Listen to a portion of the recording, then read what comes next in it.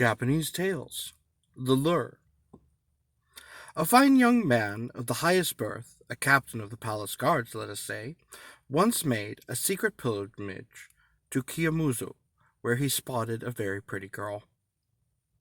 She was beautifully dressed, and to the captain she was obviously of gentle birth. She too seemed to be there on a secret pilgrimage. He watched her worship innocently before the altar. In her early 20s, she was by far the loveliest young woman he had ever seen. Who could she be? He was going to be courting her, there was no doubt about that, and was already deeply in love. When she left the temple, he had a page follow her. The captain was once again home when the page returned to report. "I found out where she lives, sir," he said. "The house isn't in the city at all, but in the hills south of Kiyomizu, just north of Mount Amida. It's a fine, prosperous-looking place.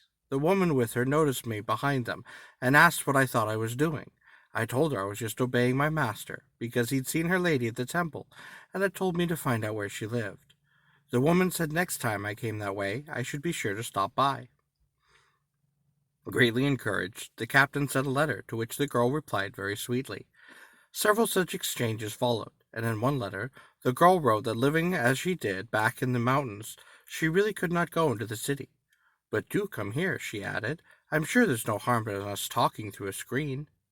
Desperate to see her again, the captain rode off gaily at dusk with just two attendants, a groom and the usual page. Needless to say, he did not advertise his departure. When they arrived, the page announced them, and the older woman invited them to follow her in. The compound was surrounded by a stout earthen wall, pierced by high gates, and divided by a deep trench with a bridge over it. The woman had the captain's attendants and horses stop at her lodge short of the bridge, then led the captain himself on across. Among the many buildings on the other side was what seemed to be a guest pavilion. The captain entered to find himself in a beautifully appointed apartment, complete with folding screens, a curtain of state, very nice mats on the floor, and blinds dividing off the main room. For a mountain retreat, the place was thoroughly impressive. The evening was well along by now, and the girl herself appeared. The captain went straight in behind her curtains and lay down with her.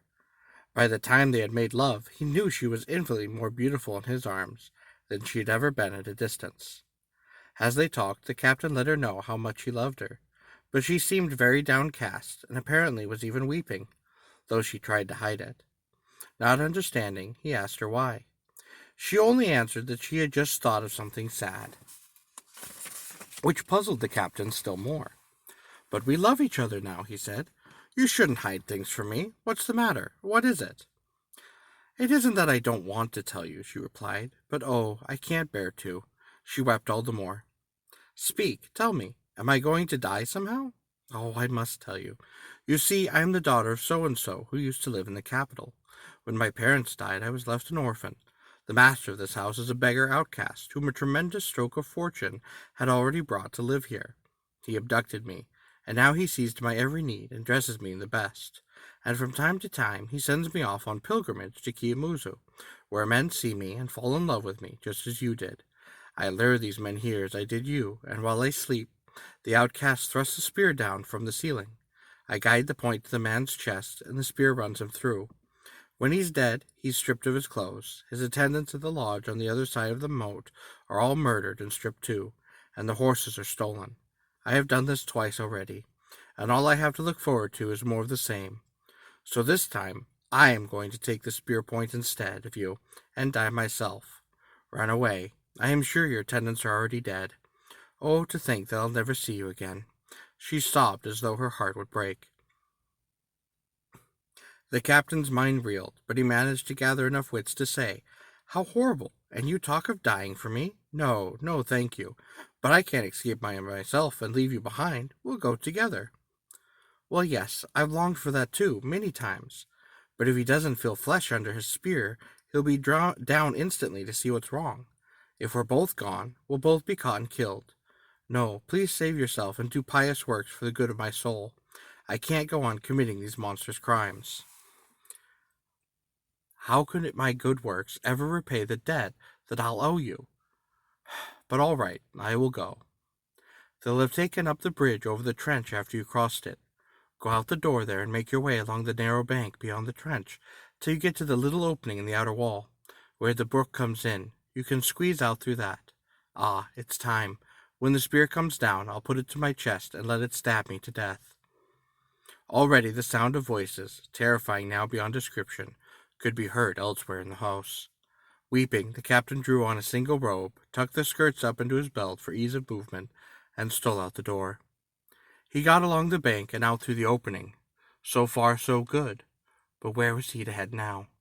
He simply ran in the direction he happened to be facing, and as he did so he heard footsteps running behind him. They were already after. He glanced back in panic, but it was his page.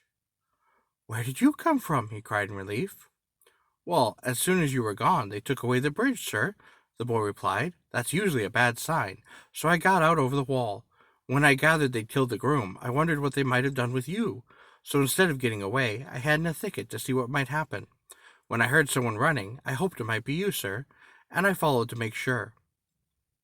I had no idea such a horror was possible. I just had no idea," the captain groaned, as they ran on together toward the city. On reaching the river at about the level of Fifth Avenue, they looked back and saw a great fire. Having thrust down his spear, the outcast had assumed that he'd killed his intended victim. But he expected the girl then to say something. Alarmed by her silence, he came down to see what was wrong. He found the girl dead and the man gone. Obviously, there would soon be people there to arrest him, so he had set fire to all the buildings and fled. Once back at home, the captain swore his page to silence, and never breathed a word of what happened.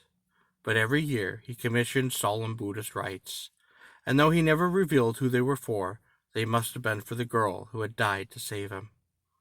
In the end, rumor of the incident did get out, and someone built a temple where the house had stood, and in fact the temple is still there. It all goes to show you that you shouldn't let a lovely woman sweep you off somewhere that you do not know.